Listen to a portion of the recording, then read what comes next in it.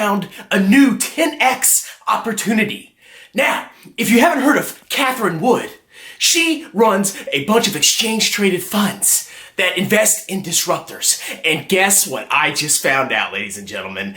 Cathie Wood is launching a new ETF called the Space Exploration ETF, ARKX, that you need to buy as soon as it becomes available, because you can 50x or even 100x your money within the next 2 years, okay? Space is the future. We're gonna talk about this ETF right now. Let's go. Are you still not excited? Well, listen up. Did you know that one day we are gonna colonize the stars? Did you know that? Have you watched Star Wars and Star Trek? One day the human race is going to spread throughout the stars, and we're gonna massively expand and access tons of wealth from asteroids and stuff that we have never been able to access before. Now, you can get in early on this future explosion of wealth and prosperity, or you can wait and miss most of the gains. Now, if you buy into this ETF, because it's a space exploration ETF, you're getting in early on the massive explosion of wealth that the human race is going to experience, okay? Because before you know it, maybe in like 1,000 years, we're gonna colonize Mars. And all you have to do is buy this exchange-traded fund when it comes out, pay some management fees, and then maybe in a couple thousand years, you can reap some huge rewards, okay? So I am very excited about this opportunity. You can 50, 100, 1,000x your money in a couple months or a couple years. It's gonna be great because one day we will be in space. So you might as well get in now. All right, let's go ahead and talk about this ETF in more detail. Now, the number one reason that I am so excited about this new ETF is because of Cathie Wood. She is the hottest of the hot when it comes to fund management. She is the rock star that is completely crushing the rest of the investment management industry. Now, she is the manager or CEO of ARK Investment Management, and she has developed multiple exchange-traded funds that have just blown performance out of the water. She made some good calls about Tesla. She made some good calls about Bitcoin. She seems to know what she's doing. And one thing that we always know in the investing world is that if you are a good manager for a couple of years or you make a couple good calls, that means you're going to be a good manager and you're always going to make good calls going forever into the future. So just because she made a couple good calls, a couple good bets, I have complete and 100% faith and confidence that Cathie Wood's new space exploration ETF is going to explode. It is going to blow any index fund completely out of the frickin' water. Now let's go ahead and dive into the document that they filed with the Securities and Exchange Commission so we can understand this ETF a little bit more. Now this ETF is brand new. It is not even trading yet, because before you can actually list a security on US exchanges, you actually have to file documentation with the United States Securities and Exchange Commission, which is the oversight body for US markets. And they want to make sure that you're not trying to defraud investors and putting up a bunch of BS when you offer securities to people. Now, when it comes to ARKX, which is the security that we're talking about today, it is an exchange-traded fund that is actively managed. That means that the managers actually pick and choose the securities that go inside the ETF. They're not tracking an index, and they are trying to actually beat an index, and we'll talk about that index in a little bit. But this is the document that you need to read instead of just, oh, it's space, so I can just trust it, right? You need to actually go in and read these documents before you buy these securities. That helps you understand what you're actually buying instead of just buying a cool name, all right? So let's go ahead and look through this. Now, this preliminary prospectus was filed, is dated January 13th, 2021. And if you look, this will become effective 75 days after the filing date. So this security is not going to exchange or be able to be bought until maybe, I don't know, March, April, something like that. That's 2.5 months. So you're not going to be able to buy this tomorrow, so calm down. Now, this is called the ARK Space Exploration ETF, and the ticker symbol is called ARKX. Now, if you've bought her other ETFs, they all start with ARK, I believe, and they have a different letter at the end to represent genomics or, whatever else she makes. This one is going to be ARKX. So that's what you want to look out for if you want to buy this ETF once it actually starts trading on an exchange, which it is not doing right now. Now, how much is this going to cost you? Well, right now they have not listed the expense ratio for this ETF. But based on her other ETFs, it's probably going to be about 0.75%. Okay? That's not horrible for an actively managed fund, but index funds are way, way cheaper. So hopefully she can beat the index, but we'll see. Now, what is this ETF going to invest in? Now, they don't list the specific securities that she's going to invest in. So a lot of people are guessing and making conjecture about what she's going to have in it. But they give some clues. And if you read the prospectus, you can actually kind of see what you may be buying once they actually offer the security.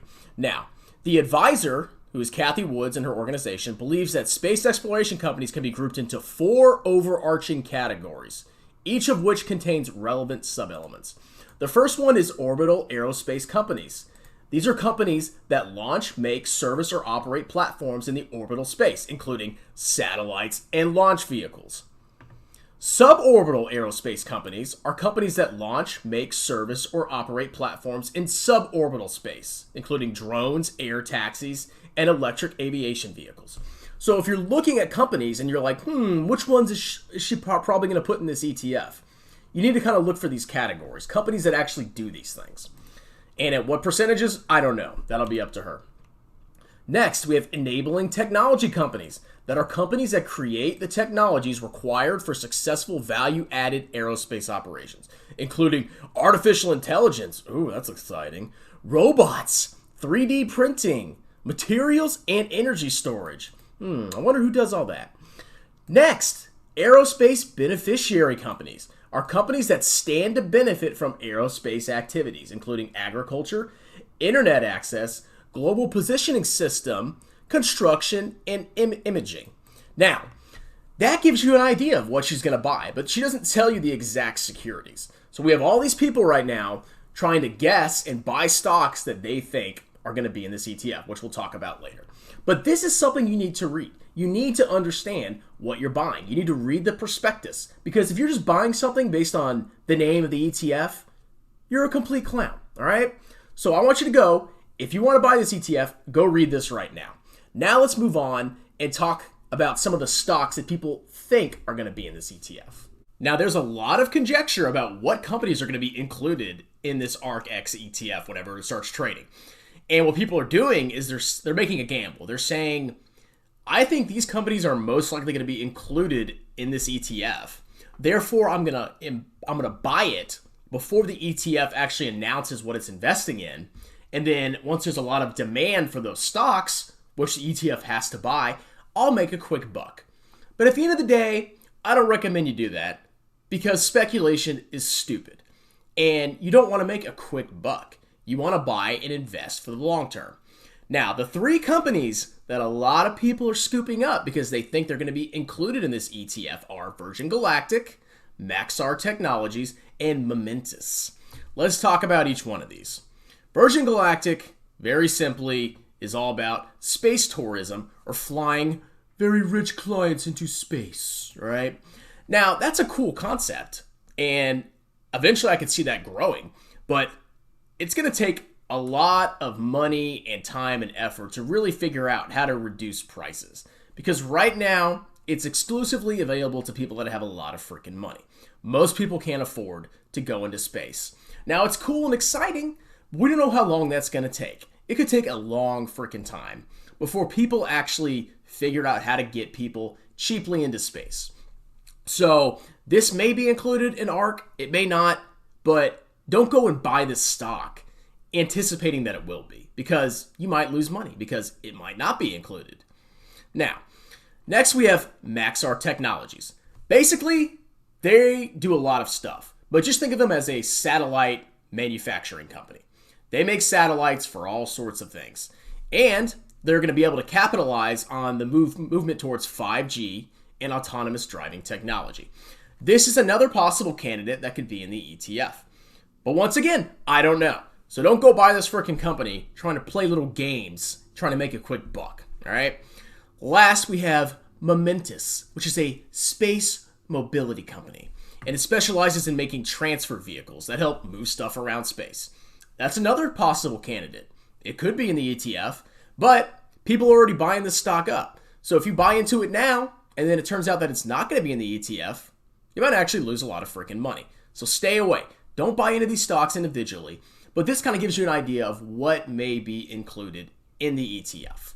Now let's move on and talk about what index this ETF might be trying to beat.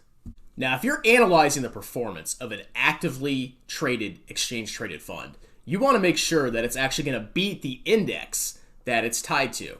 And if you remember, an index is just a basket of stocks that people put together that represent a share of the market. There's probably hundreds or maybe even thousands of indexes out there. And you can actually make your own index. And there is a space index. Now, the best way to access or track this space index is to look at this UFO Procure Space ETF. This actually tracks a specific index. And we're going to look at that now.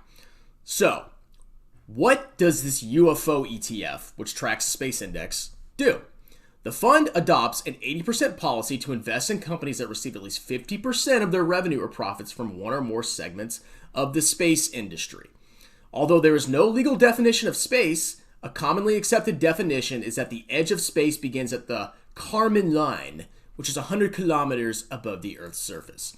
Now, this ETF tracks the S Network Space Index, which is developed by S Network Global Indices. This index, the S Network Global Index, is the index that ARK is probably going to want to beat. Now, what is in this index that was developed by S Network? Well, let's look. These are the top 10 companies. You have Maxar Technologies, we just talked about that, Iridium Communications, Orbcomm, Loral Space, Viasat, and others. Now, these are all possible contenders to be included in ARK's ETF. But we don't know because they actually haven't listed what companies are going to be in the ETF. But if you want to compare performance, you want to have this ETF, which tracks an index, and then see how it does over time compared to ARK. Now, I suspect ARK will probably do better than this index at the beginning because of massive supply and demand. But in the long run, who knows? We'll see. Do I think you should invest in this ETF? If you want to do a short-term speculative play where you're betting that people are just going to buy this ETF because it's Cathie Woods and it's ARK and it's space, and you want to just hold it for a couple days or months and then sell it at a gain, you go ahead and do that. But that's not how I invest. I like to invest in things that I'm going to buy and hold for 10, 20, or 30 years and that I'm not going to sell into retirement. That's why I'm huge onto just buying the whole market and letting the market sort itself out. But if you want to play little day trading games, you can do that. Now, there's the short-term play and there's the long-term play. Is there potential in the space industry? Absolutely. There's going to be a huge growth in 5G and all sorts of other things going into the future. And I actually pulled up this Morgan Stanley report that looks at the possible futures that the space industry could go.